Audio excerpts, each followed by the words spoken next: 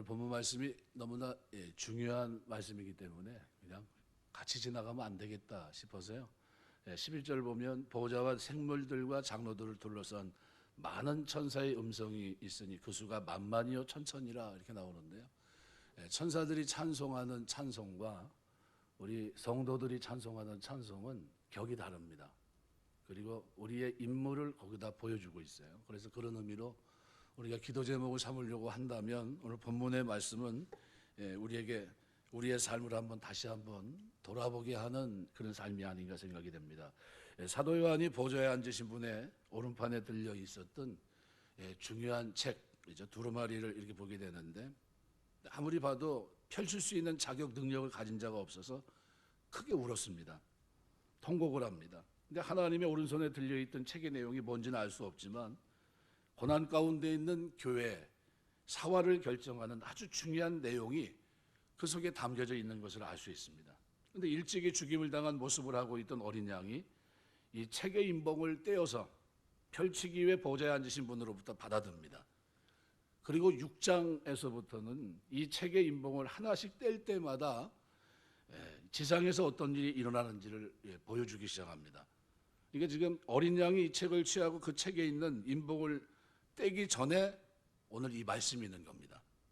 이 말씀의 내용은 보좌 앞에 네 생물과 24장로가 어린 양이 행하신 구원을 찬양하고 있습니다. 근데 이 노래를 새 노래라고 말씀하고 있는데 새 노래를 부르기 전에 보좌 앞에는 장로들이 검은 고를 하나씩 들고 있고 향이 가득한 금 대접을 가지고 있는데 그 대접에 들어있는 향은 성도들의 기도다 이렇게 밝힙니다. 여기 오늘 우리에게 중요한 것이 뭐냐면요, 왜 7인을 떼는 이 일이 있기 전에 교회 성도들의 기도로 하나님께 바친 향이 가득한 금대접과 하늘에서 어린 양의 구원을 찬양하는 새 노래의 장면을 보여주고 있느냐라는 거죠. 이것은 십자가, 예수님이 이 땅에 오셔서 십자가 지시고 부활하신 그것으로 모든 것이 상황 종료된 게 아니라는 거예요. 끝난 게 아니라는 겁니다. 진행형입니다.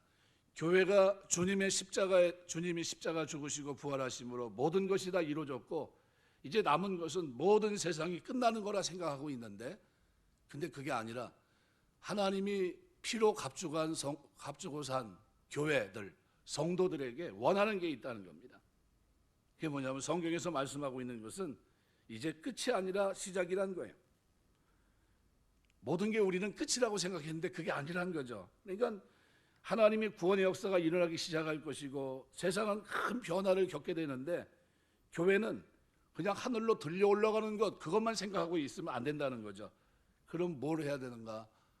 앞으로 이루어질 이 큰 구원, 하나님의 구원 완성을 위해서 기도하고 그리스도의 행하신 놀라운 일들을 새 노래로 찬양하는 온 세상에 선포해야 될 책임이 오늘 구원받은, 먼저 부름받은 이 땅에 살고 있는 성도들에게 주어진 임무라는 겁니다. 그래서 오늘 8절의 성도들의 기도는 대단히 중요한 겁니다. 이거는 오고 오는 시대 2000년 역사 속에서 지금도 많은 성도들이 했고요. 우리 선조들이 나라 민족을 위해서 기도할 뿐만 아니라 하나님의 나라가 이 땅에 임하는 것을 놓고 많은 기도를 드렸습니다. 오늘 여기 네 생물은 천사들의 대표입니다. 24장로들은 천상의 교회 대표입니다. 이미 이 지상에서 싸움을 마쳤고 영원 중에 안식하고 있는 모든 성도를 대표합니다. 지금 하늘에 있는 천사들과 영광 중에 있는 이 교회는 지상의 교회가 회복해야 될 모습을 보여주는 역할을 하고 있어요. 이 지상교회가 뭐를 해야 되는지, 어떻게 살아야 되는지를 암시하고 있는 겁니다. 그러니까 4장에서 내 생물이 사자, 송아지, 사람, 독수리 얼굴을 하고 있는 모습을 봤는데 이거는 교회가 회복해야 될 여러 가지 성품들로 보기도 합니다. 천상의 교회는 모두 손에 검은 고를 잡고 있었고 향이 가득 있는 금대접을 듣고 어린 양에게 경배하면서 새 노래를 부릅니다. 이게 무슨 뜻입니까? 지금 교회는 승리의 노래를 잃어버려서는 안 된다는 거예요.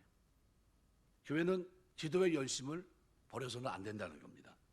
예수님께서 십자가에 죽으시고 부활하실 때까지 교회는 그를 위해 예수님을 위해 한 게 아무것도 없어요. 뭘 했습니까? 어떤 도움을 줬죠? 자랑할 것이 아무것도 없죠. 허물로 죽어있던 우리입니다. 죄로 죽어있던 우리입니다.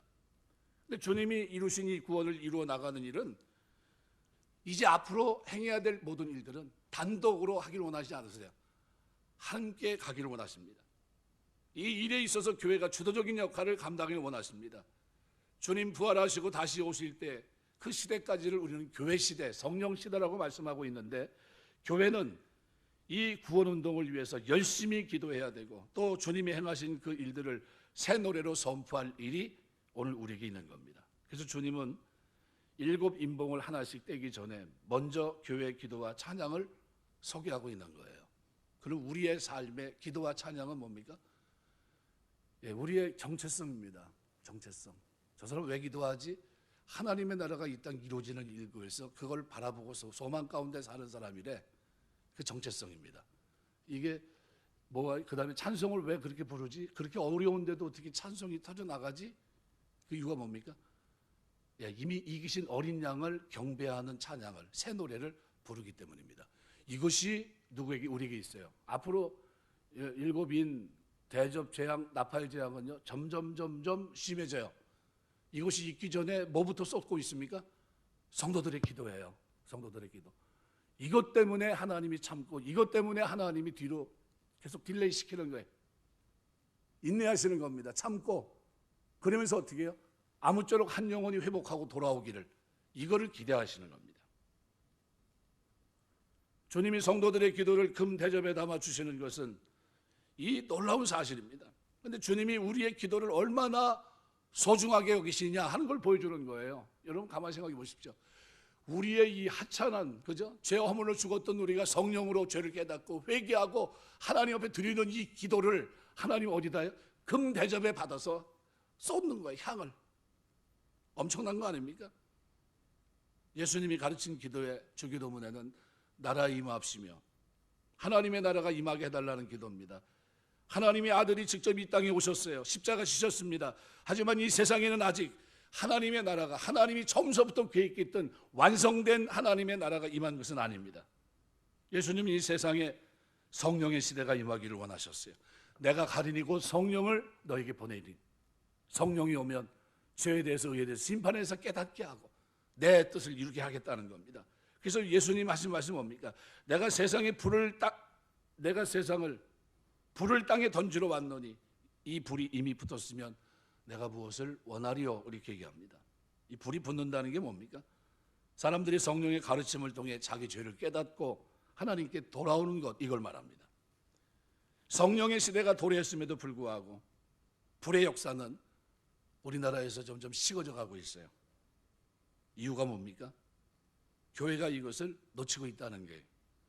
이건 언제까지요? 하나님의 나라가 이 땅에 이루어질 때까지 교회는 뜨겁게 기도해야 된다는 겁니다.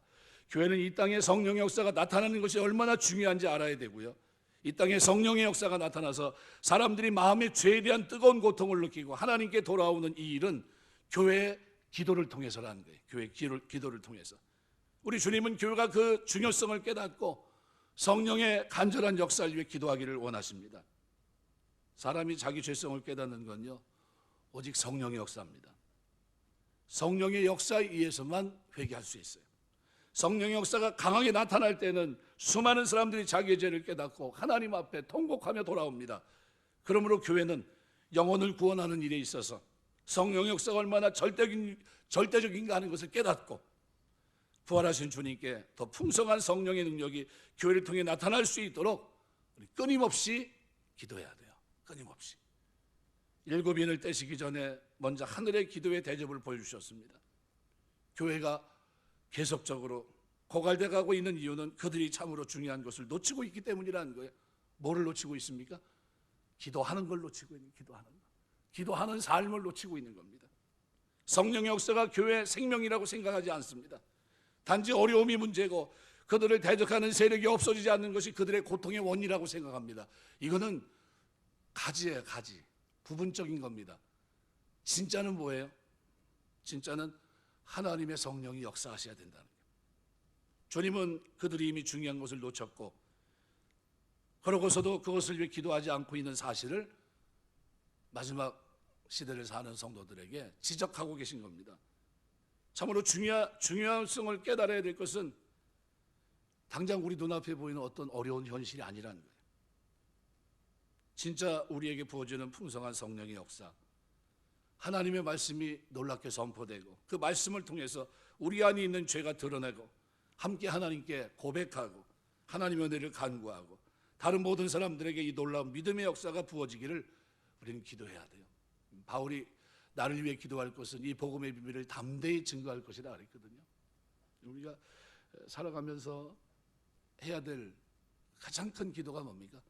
하나님의 나라가 이 땅에 이루어지기를 원합니다. 그것을 이루는 과정 속에 내가 주님 앞에 쓰임받기를 원합니다. 뭐로요?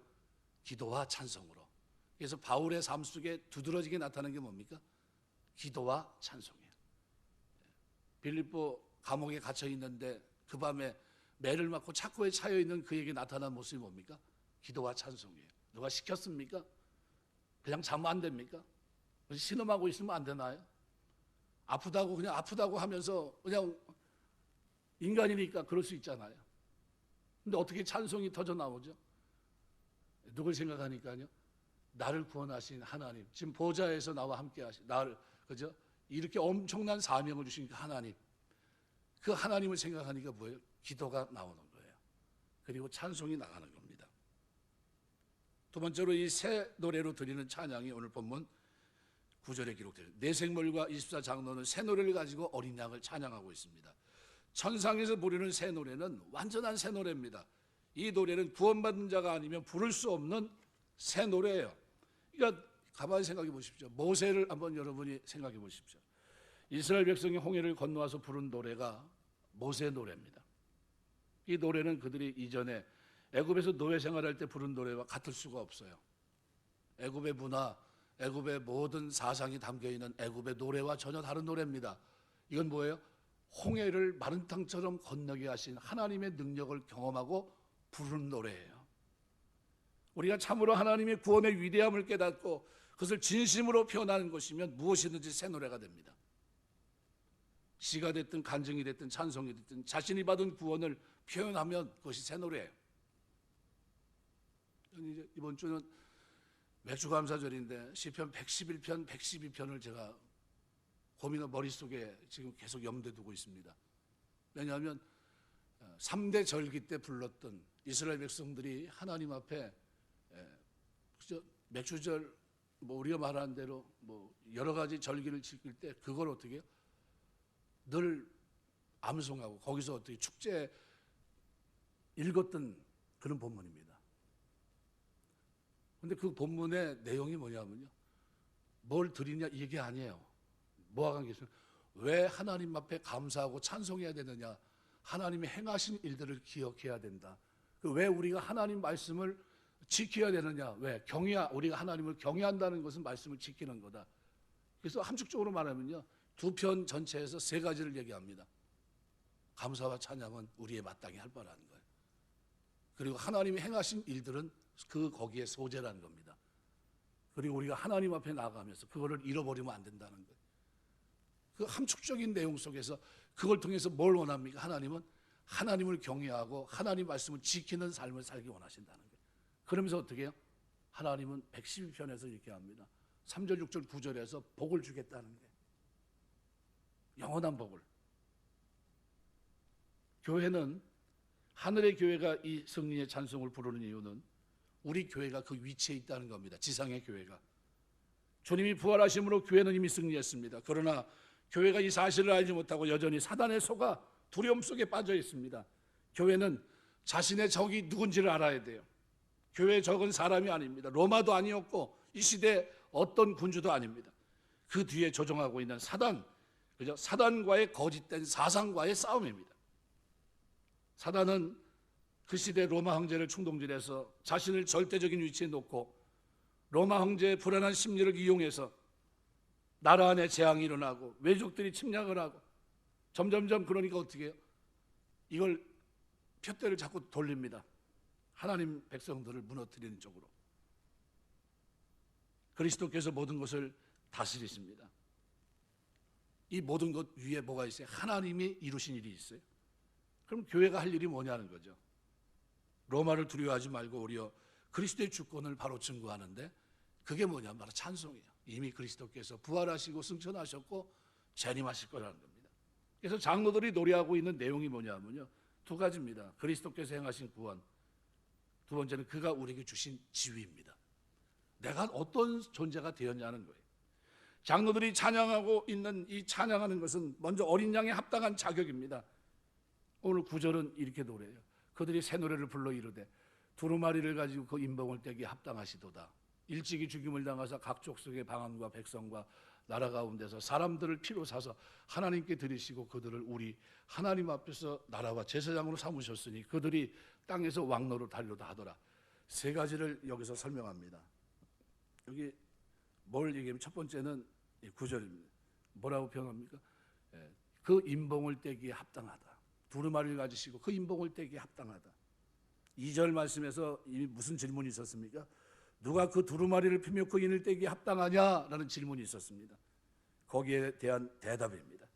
어린 양은 합당한 자격으로 온 세상의 경영과 심판의 계획이 담긴 하나님의 두루마리를 취하셨고, 여기 7절에서 9절 우리말 성경에는 가졌다라는 표현, 가지시고 이렇게 되어 있는데요, 헬라어 람바노라고 하는 것은 취한다는 뜻입니다. 이 동사는 공식적인 신적 업무를 인계받으셨다라는 것을 나타낸 거예요. 이건 비로소 어떻게 해요? 어린 양이 두루마리를 취하시고 공식적으로 어떻게 해요? 잡으셨다는 거예요. 그리고 이제는 진행해 가는 걸 얘기합니다. 그리고 두 번째는 어린 양이 죽임을 당함으로 이루신 구원 사역입니다. 헬라어 성경에는 이 부분의 처음 이유를 설명하는 접속사 호티를 썼습니다. 영어로는 for 또는 아주 because라는 단어. 어린 양의 합당한 자격의 근거가 됩니다. 어린 양은 자기 피로 족속, 방언, 백성, 나라로부터 그죠? 사람들을 사십니다. 뭐로요? 피로. 족속, 방언, 백성, 나라는 계시록에서 온 열방을 포괄하는 관용적인 표현입니다. 그래서 여러 번 나와요. 5장 9절, 7장 9절, 10장 11절, 11장 9절, 13장 7절, 14장 6절, 17장 15절. 관용구예요. 근데 어떻게 해요? 값주고 삽니다. 그래서 이 부분을 9절에서는 뭐라고 표현합니까? 피로, 사람들을 피로 사서 값주고 샀다는 거예요.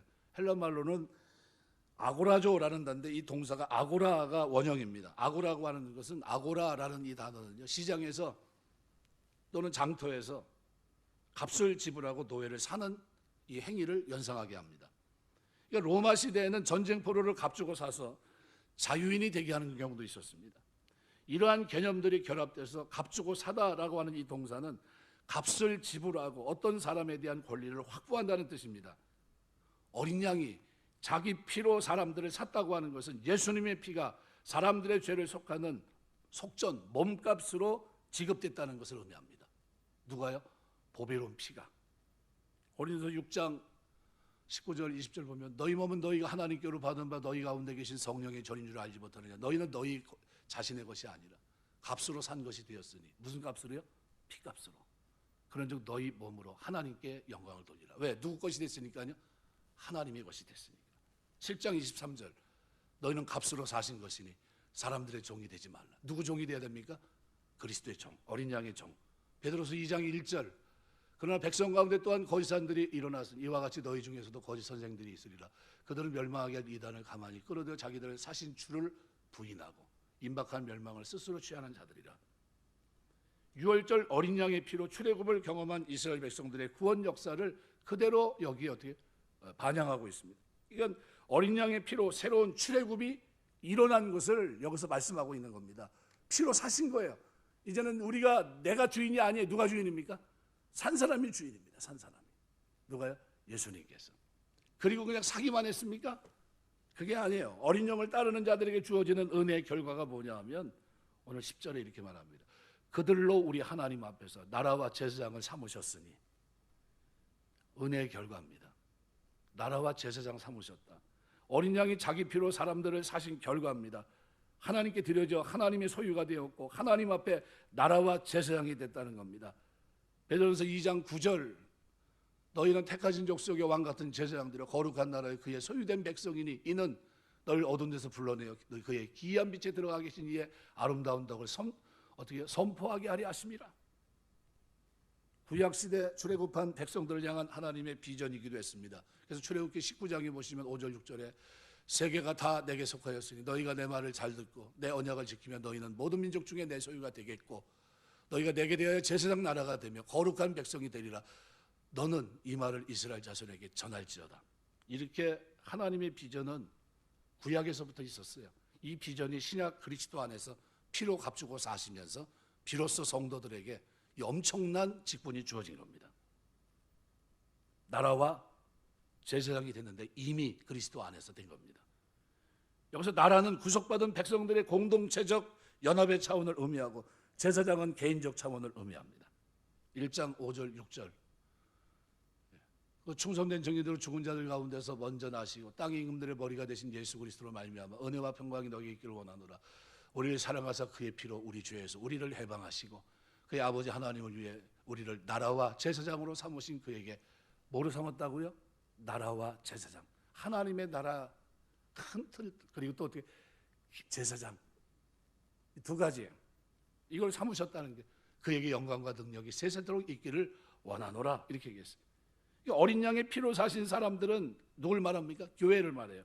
교회는 하나님이 자기 피로 사신 교회입니다. 사도행전 20장 28절 여러분은 자기를 위해 또는 온 양떼를 위해 삼가라. 성령이 그들 가운데 여러분을 감독자로 삼고 하나님이 자기 피로 사신 교회를 보살피게 하셨느니라. 예배서 1장 7절 우리는 그리스도 안에 그의 은혜의 풍성함을 따라 그의 피로 말미암아 성량 곧 죄사함을 받았느니라. 어린 양이 자기 피로 사신 성도 교회는 장차 땅에서 왕노릇할 겁니다. 나라와 제사장으로서 또 후에는 뭐가 돼요? 영원토록 왕노릇하는데 하늘이 아니라 땅입니다. 이는 요한계시록이 지향하고 있는 종말론적인 비전의 완성은 하늘이 아니라 땅에서 이루어지기 때문입니다. 그래서 21장 1절 2절 보면 내가 새하늘과 새 땅을 보니 처음 하늘과 처음 땅이 없어졌고 바다도 다시 있지 않더라. 내가 보면 거룩한 성 새 예루살렘이 하나님께로부터 하늘에 내려오니 그 준비한 것이 신부가 남편을 위해 단정한 것 같더라.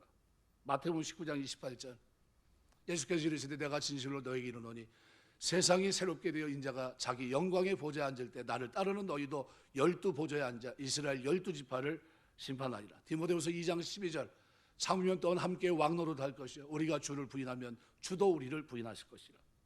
성도가 땅에서 왕노릇하는 것은 이미 임한 하나님 나라에서 시작하여 하늘과 새 땅에서 이루어질 때 완성되는 겁니다. 그래서 20장 4절 22장 5절 같은 데를 보시면 요한계시록 20장 4절 또 내가 보좌들을 보니 거기 앉은 자들이 있어 심판하는 권세를 받았더라. 내가 보니 예수를 증언함과 하나님의 말씀 때문에 목배임을 당한 자들의 영혼들과 짐승과 그의 우상에 경배하지 아니하고 그들의 이마의 손에 그의 표를 받지 아니한 자들이 살아서 그리스도와 더불어 1000년 동안 왕노릇하니 또 22장 5절에 보면 다시 밤이 없겠고 등불과 햇빛이 쓸데없으니 이는 주 하나님이 그들에게 비추심이라. 그들이 세세토록 왕노릇하리로다. 어떻게 된 겁니까? 우리가 예수를 믿은 게 얼마나 큰 복을 받은 겁니까? 그 피로 우리를 사신 거예요. 사셨는데 그냥 산 게 별 의미가 없는 게 아니에요. 끝난 게 아닙니다. 부활하신 거로 끝난 게 아니에요. 승천하신 거로 끝난 게 아닙니다. 재림하시기까지 우리에게 준 권한이 어마어마합니다. 뭐로요? 나라와 제사장으로. 그리고 이 땅에 살면서 뭐예요? 우리의 기도는 금대접에 올려서 들어가는 엄청난 능력이 있는 기도입니다. 왜 이 얘기를 왜 하냐면요, 너무 중요하기 때문입니다. 우리의 빚은 우리가 하나님께 빚졌다고 했을 때 단순한 돈, 물건의 부채가 아니라 우리 생명입니다. 우리가 지은 죄는 돈 몇 푼으로 되는 게 아닙니다. 마땅히 죽어야 될 죄입니다. 죄로 인해 그리스도께서 대신 죽으셨고 우리를 살리신 겁니다. 우리에게 새로운 삶이 주어졌어요. 어떤 삶입니까? 하나님께 바쳐진 삶. 하나님께서 우리를 하나님께 드리셨어요. 어떻게? 피로 사셔 드린 겁니다. 우리를 하나님 앞에서 나라와 제사장 삼으셨어요. 나라라고 하는 것은 하나님의 다스림을 받기 시작했다는 겁니다. 하나님의 통치, 하나님의 다스림을 받는 것은 일절 다른 다스림을 받지 않는다라는 의미를 담고 있습니다. 우리가 하나님 나라가 된다고 하는 것은 자발적으로 하나님 말씀 앞에 복종하는 것을 말합니다. 이것은 기계적인 신앙생활이 아니에요. 스스로 하나님 말씀을 두려워하고 하나님 말씀의 의도에 복종하는 것을 의미합니다. 그런데 이것은 다른 어떤 세력도 두려워할 필요가 없습니다. 왜냐하면 하나님께서 그들을 직접 지켜주시기 때문에 주 날개 아래 거하는 것이 너무나 안전합니다. 주님의 날개 아래 거한다고 하는 것은 자기 기질, 욕망에 따라 살지 않는다는 거예요.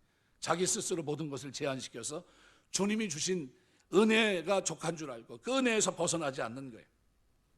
제사장이라고 하는 것은요, 하나님께 가까이 갈 수 있는 특권입니다. 제사장 아니면 하나님 만날 수 없어요. 세상 어느 나라든지 아무도 하나님께 말할 자격이 없습니다. 대통령, 여러분 윤석열 대통령 좀 어디 갔다 왔는데요, 대통령 뒤에 보면 많은 고위 사람들이 배석해 있습니다. 그 사람들이 다 대통령에 발언할 수 있습니까? 발언 못합니다. 대통령이 묻는 말에만 답을 할 수 있고 발언할 수가 없는 겁니다. 발언할 수 있는 사람은 해당 부서 장관, 그것도 필요할 때입니다.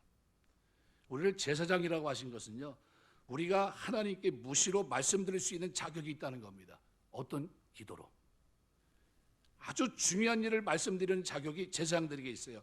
세상의 멸망과 생존을 두고 드리는 말씀입니다. 우리는 이 세상의 상태를 보고 그 죄를 하나님께 말씀드리면서 하나님의 용서와 은혜를 구할 수 있는 사람들이라는 거예요.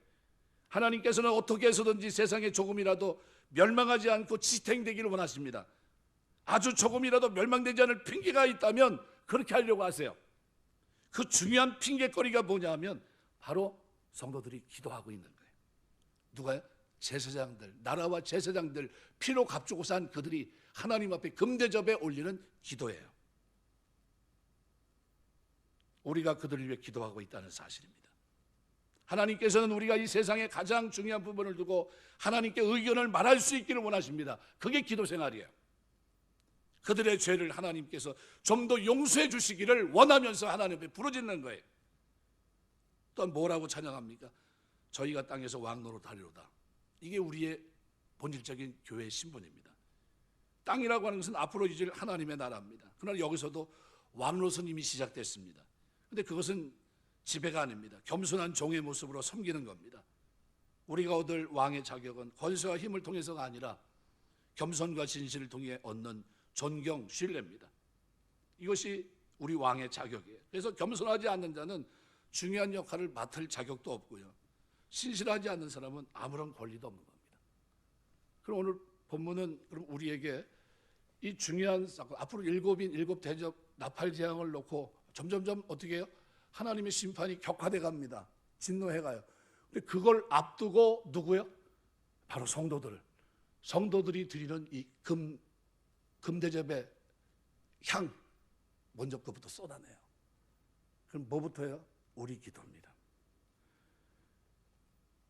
두 가지를 잊지 마셔야 됩니다. 하나는 우리는 그리스도께서 십자가 지셔서 피 흘리셔서 사신 아주 귀한 존재라는 거예요. 값을 다 지불하신 겁니다. 또 하나는 주님께서 오래 참으셨기 때문에 오늘 우리도 세상에 대해 오래 참으셔야 됩니다. 십자가 지신 이유가 뭡니까? 우리를 당신의 피로 값주고 사시기 위해서였어요. 그래서 9절 10절 말씀은 너무나 중요한 말씀입니다. 세 가지를 말씀하고 있었던 거예요. 그들이 새 노래를 불러 이르되 두루마리를 가지고 그 인을 떼기 합당하시더 일찍이 죽임을 당하사, 이 세 가지 내용을 쭉 설명하면서 어떻게 해요? 하나님의 백성들이 이 땅에 사는 동안 어떻게 살아야 되는지 그 삶의 정체성을 우리에게 설명해 주고 있는 겁니다. 그래서 여기요 9절에 보면 이 어린 양이 예배한 이유가 뭡니까? 이미 6절에 죽임을 당하사라는 것은 여기는 단순 과거형으로 되어 있거든요. 그런데 이 9절은 현재 완료형으로 되어 있어요. 그러니까 6절이 죽음에 대한 단회적인 승리를 강조하는 단순 과거형이라고 한다면 9절은 현재 완료형입니다. 죽음을 당한 효과의 지속성, 인봉을 떼기에 합당한 자격이 현재에서부터 지속됨을 강조하는, 이걸 강조하고 있는 거예요. 인봉을 떼기에 합당한 그 자격이 언제부터요? 어린 양, 죽임을 당한 어린 양의 그 효과가 언제까지요? 영원토록 지속될 거다. 이거를 얘기합니다. 그리고 우리에게 향이 가득한 금대접, 목이 넓은 접시로 구약시대 성막에서 12개 진설병과 나란히 놓였는데 여기에 유황을 붓습니다. 하나님께 드려지는 향은 예배자가 하나님을 부르는 것을 의미했고, 따라서 기도를 드리기에 적절한 때로 여겨집니다. 천상에서 24장로가 들고 있던 금대접에 담긴 기도의 향은 성도들의 기도예요.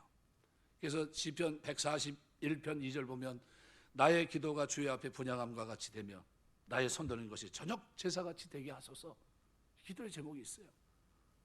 여러분, 우리 신앙생활하면서요, 여러분이 기도가 하찮은 게 아니에요. 이 기도가요, 죄인이 회개하고 올 수 있도록 하나님 저들의 죄를 용서합니다, 저들이 예수 믿고 구원받기를 원합니다 하는 이 기도를 우리가 어떻게 절규하며 하나님 앞에 드리기를 원하시는 겁니다. 이거를 교회가 놓치고 있는 거예요. 성령이 역사해서 하나님 저들 한 영혼이 회개하고 돌아오는 일들이 일어나기를 원합니다. 이거를 누가 해야 되는데, 마지막 시대를 사는 성도들이 해야 될 가장 중요한 일이 뭡니까? 바로 제사장적인 사명이에요. 바로 뭡니까? 기도로 주님 앞에 나가는 거예요. 무릎으로 주님 앞에 나가고 무릎으로 하나님 앞에 경배하고 예배하는 건데, 그들의 삶 속에 있는 흠지기지 않는, 흔들리지 않는 명확한 삶이 있습니다. 그게 뭡니까? 기도와 찬송이라는 거예요. 이긴 자의 찬송, 그리고 완성될 그 나라를 바라보면서 이 땅에서 어떻게 해요? 무릎으로 하나님 앞에 나가는 그들의 기도예요. 이게 누굽니까? 우리의 정체성이에요. 정체성. 하나님이 우리를 보시면서 기대하는 게 뭡니까? 그거예요. 근데 1년 내내 지나가도 기도를 안 해요.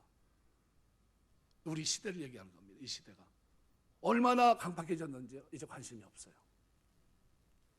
이거 이제 세월이 흐르면서 이제는 다원화 세상이 됐고요. 종교 다원주의, 포스트 모던 시대를 살면서 이제는 어떻게 다른 사람에게 다른 사람 권리를 침해하지 말아라 이렇게 얘기해요. 그런 시대까지 왔어요. 그래도 우리는 어떻게 해야 됩니까? 기도해야 돼요.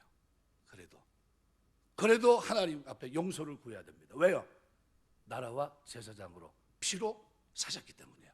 주의 것이기 때문에. 주님이 나를 통해 이 땅에서 내가 어떻게 살기 원하시는지를 설명하신 겁니다. 그래서 이 부분을 우리가 그냥 지나갈 수 없어요. 그래서 이사야 50장 6절 보시면요, 나를 때리는 자들에게 내 등을 맡기며 나의 수염을 뽑는 자들에게 나의 뺨을 맡기며 모욕과 침뱉음을 당하여도 내 얼굴을 가리지 아니하였느니라. 우리 예수님의 모습이에요. 참으셨다는 거예요. 오랫동안 참으셨다. 우리같이 부족하고 죄와 허물이 많은 자를 위해 주님이 참으셨어요. 그럼 그때만 그렇게 참으셨나요? 구약시대? 아니요. 베드로서 3장 9절 보면요, 주의 약속은 어떠니 더디어 생각하거니 더딘 것이 아니라 오직 주께서 너희를 대하여 오래 참으사. 어떻게 한다고요? 오직 주께서는 너희를 대하여 오래 참으사. 아무도 멸망하지 아니하고 다 회개하게 이르기를 원하시는, 이게 하나님의 본심이에요. 아무도 멸망하지 않고 다 회개하기를 원하니까요, 우리 입에서 기도하기를 원하시는 거예요.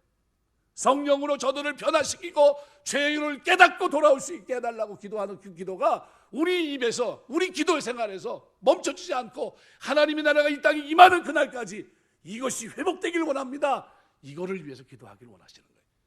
이거를 지금 말씀하고 있는 겁니다. 왜요? 일곱 대접, 일곱 나팔 재앙이 앞으로 가면서 엄청납니다. 돌아올 가능성이 없어요. 그런데 그 마지막 희망은 어디 있어요? 제사장들의 기도에 있는 거예요. 하나님 앞에 마음껏 들어갈 수 있는, 하나님의 얼굴을 배울 수 없는 그들, 거룩한 그들, 나라와 제사장 삼으신 피로 값주고 산 하나님의 백성들, 그들의 기도를, 그들이 오래 참고 기도하는 이 기도를 통해서 하나님이 이 일을 이루시겠다는 거예요. 골로새 3장 12절, 그러므로 너희는 하나님의 택하신 거룩하고 사랑하신 자처럼 긍휼과 자비와 겸손과 온유와 오래 참음을 옷 입고, 오래 참음을 옷 입고, 이 우리의 정체성입니다. 야고보서 1장 19절, 내 사랑 형제들아 너희가 알지니 사람마다 듣기는 속히하고 말하기는 더디하고 성내기도 더디하라. 왜 이렇게 합니까? 야고보서 우리가 좀 새벽에 묵상하잖아요. 온전한 자가 되기, 인내를 갖추게 하기 위해서요.